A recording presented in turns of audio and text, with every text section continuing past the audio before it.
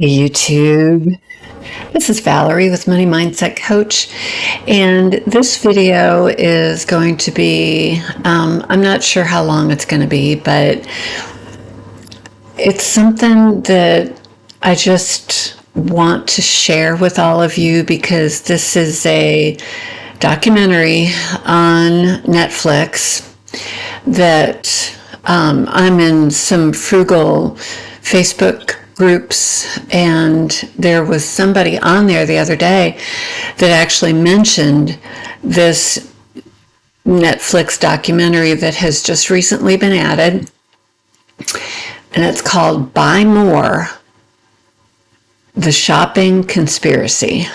And I gotta tell you, it really blew my mind. It blew my mind. And actually, one of the things in the video, in the documentary, was something that my son told me when he was working for Blockbuster, what he had to do. And I was blown away back then. But this is a documentary that is just unbelievable.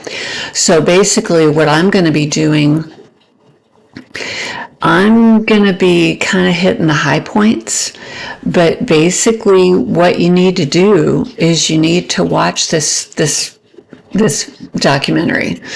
If you don't have Netflix, find somebody who does and ask if you can come over and watch it with them. That's how important this is. And I mean, this is the day before Thanksgiving, Black Friday, Small Business Saturday, which to me, Small Business Saturday, I don't have a problem with. Number one, because I work for a small business, and small businesses need the business. What this documentary is talking about is big corporations like Amazon, Adidas, Panda Express, big corporations, big companies. I'm not talking about small businesses. I am not talking about that. But then we have Cyber Monday. And here we go. You know, we are all going to be doing a lot of shopping. And I think that this documentary will get you to think. It will get you to think. And so basically, it starts out talking about Amazon and the fact that shopping has completely changed.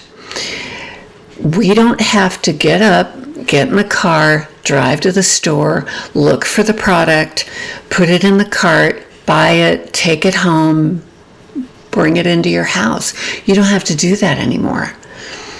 You still can, but because of Amazon, especially Amazon, all you have to do is go to a website, look for what you're looking for, and that could be at 2 o'clock in the morning. It could be at 6 o'clock in the morning. Click, buy it, and it comes to your door. Because shopping has been made so much easier than what it used to be, we are consuming even more. Tons and tons and tons of stuff. So basically, there's 5 points to this documentary. Number one is sell more. A lot of these big companies, like Adidas was one, they used celebrities to sell their stuff. If you saw that so-and-so was wearing a particular shoe, you might want to buy it because they like it and they're saying they like it and that they're wearing it. So that they use celebrities.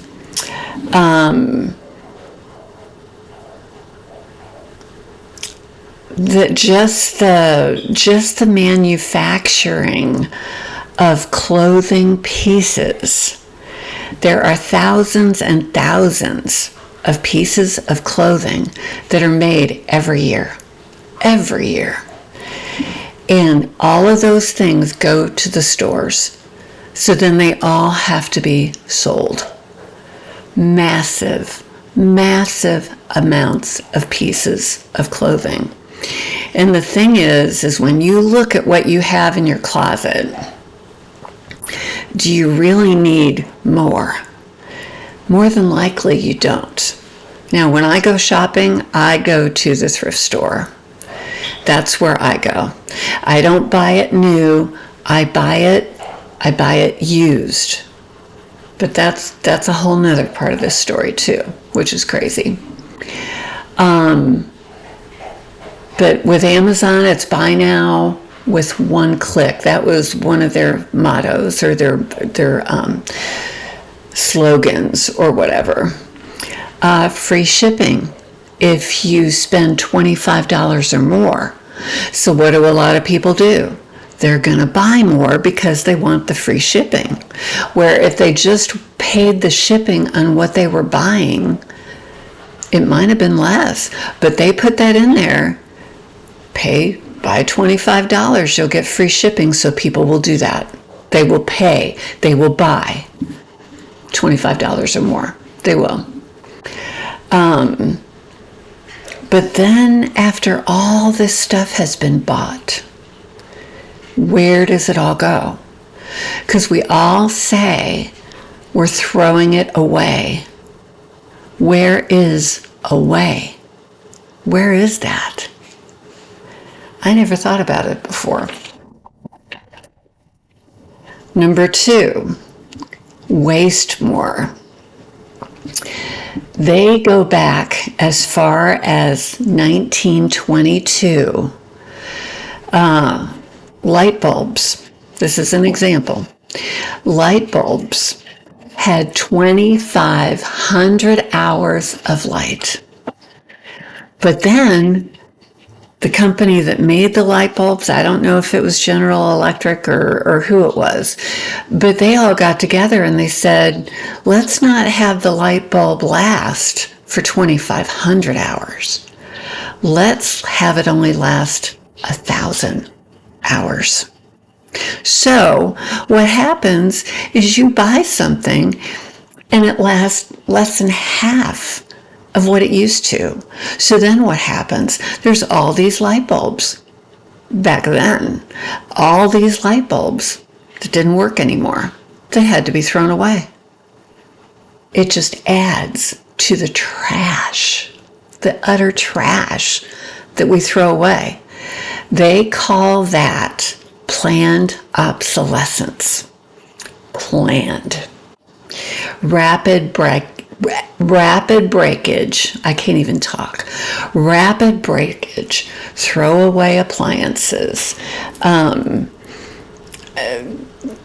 Appliances used to be made better than what they are now, but my sister just went through a whole thing where she had redone her kitchen 4 years ago. She bought all new appliances. The refrigerator quit working after 4 years. I'm sorry, but the first refrigerator that I had when I got married was a Sears Cold Spot. And it was old when we got it. And we had that refrigerator for 20 years. When I was living with a roommate, we had an old Norge refrigerator. Remember the Norge refrigerators where they were curved and they had this teeny tiny little freezer thing that you had to defrost. It was awful. But this refrigerator had been on somebody's porch down in Texas, and they just used it for beer. And we needed a refrigerator. Me and my roommate needed a refrigerator, so they brought this old Norge over. That Norge was 30 years old when they brought it to us, and it worked just fine. Things used to work better. Appliances do not last. They do not last. And my sister's refrigerator only lasted 4 years. Her dishwasher had problems after 4 months. It's crazy. It's utterly crazy. So anyway, waste more. There are 13 million phones that are thrown out every day because we replace them every 3 years. And when you think of the millions of people in the world that have cell phones, there are 13 million phones thrown away every day. Blew my mind. Blew my mind. There used to be a person called the repairman. There are so many products now that have batteries in them that are literally, there used to be people, guys, who could fix a phone, replace a battery. There are so many of these electronics now that have a sealed battery to where you have to throw the whole thing away. You can't replace the battery. So you're throwing all these electronics away, which the stuff, when they take these electronics apart, there are bad things that are in these electronic, laptops and cell phones and everything else. They're made very difficult to repair. I mean, we have that with our car engines now. They have made it so computerized, such electronics in cars, that it's really impossible for the person who owns the car to actually fix it. You have to take it to somebody else to have it fixed. It's bad. Corporations throw stuff away every day. Barnes and Noble, in their snack place that they have, they literally will throw day-old stuff away, and then they'll pour coffee grounds on it. So nobody in the dumpster is going to nobody's going to be able to dumpster dive and get any of this. They do that on purpose, so nobody can. I mean, there's homeless people. There's people who get into dumpsters to look for food. Panda Express. They talk in this documentary how at the end of the day, they put everything together and mix it all up, and then they throw it away. So nobody's going to want it because it's all mixed up together. Bath and Body Works, they throw stuff away all the time, but they could give the stuff to homeless shelters, nursing homes, things like that. Because, I love Bath and Body Works. To me, their hand sanitizer is like the best ever, and I love it. Now I might think differently about buying it because I do like it. It's very good. But somebody that worked there basically came out and said that they were told that they didn't want to be known for homeless people using their product, so they would get rid of it, so homeless people couldn't have it. And this woman had been working at Bath and Body Works, and she quit. She quit because of the attitude of the corporation. It was crazy. Amazon. In this documentary, you find out that Amazon destroys toys. Why? Why would they do that? To me, that's a crime. There's too many kids out there. There are too many kids. They lie more. So many times we go into the store. I have bought products that said it's used with recycled products. And as it turns out, that's not really true. They're kind of lying to you. I've had people tell me for the longest time, oh, I need to reverse here. Totally forgot. Okay, when it talks about corporations throwing stuff away, my son worked for Blockbuster between 2009 and 2012. So this has been a while ago, but this is something that they did, and I'm sure the other video places do too. He would be told to destroy DVDs. They had a little device. This is what he sent me in a text message. I'll just read you what he said. We had a little device we plugged into the wall outlet. If you run the DVDs through it, and it leaves marks on the bottom side of the disc, making it unplayable. But the actual disc itself wasn't broken or snapped in half or anything.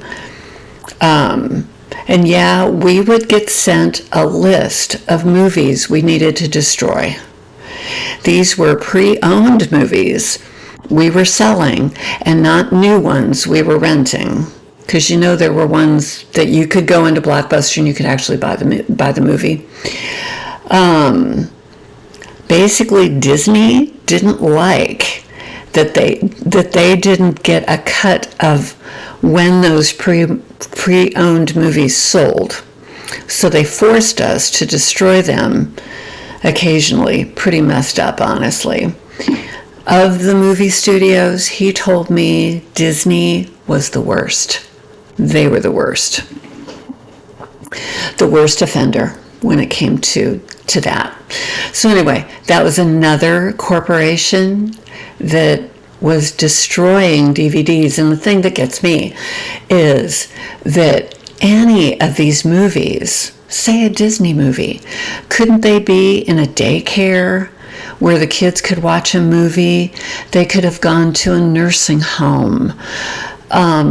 There's places that these DVDs could have gone, but they just wanted them destroyed. To me, I think that's horrible for a corporation to do that. It's horrible.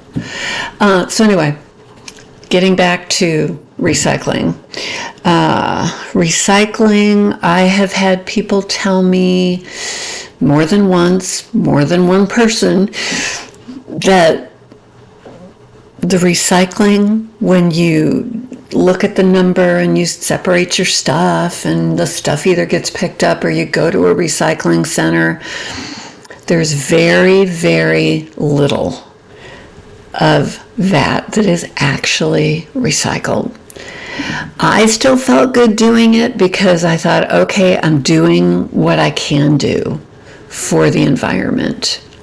But as it turns out, very little is recycled. And actually, these recycling trucks, the recycling plants, how much money are they making? Because all of this stuff gets sent over to foreign countries. It's awful. I mean, their beaches are just full of all this plastic, the plastic bags that we all use.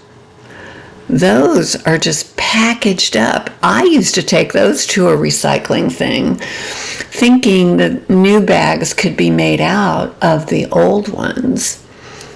No, they don't do that. And basically, I'm using my plastic bags for picking up my dog's poop. That's what I'm using. Or put them in a wastebasket to line the waste paper basket. That's another good way to use them. But are they being recycled? No. No.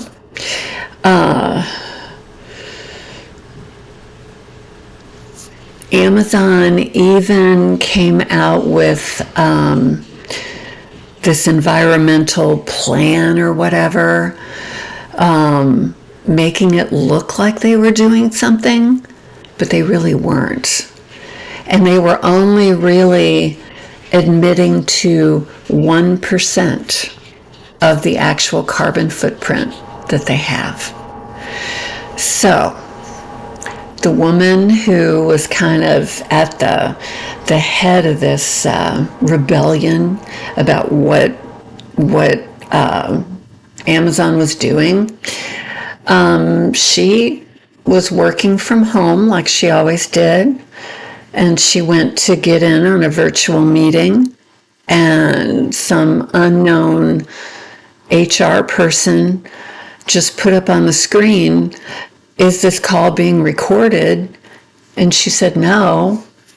And they said, "Well, you've broken internal policies for the company and you don't work here anymore." And that's how she was fired. She was just fired with writing on the screen of her computer. That's how she got fired from Amazon. And she had worked there for 15 years. And that's how her career ended. Horrible. So all I'm saying, and part of what this woman says is,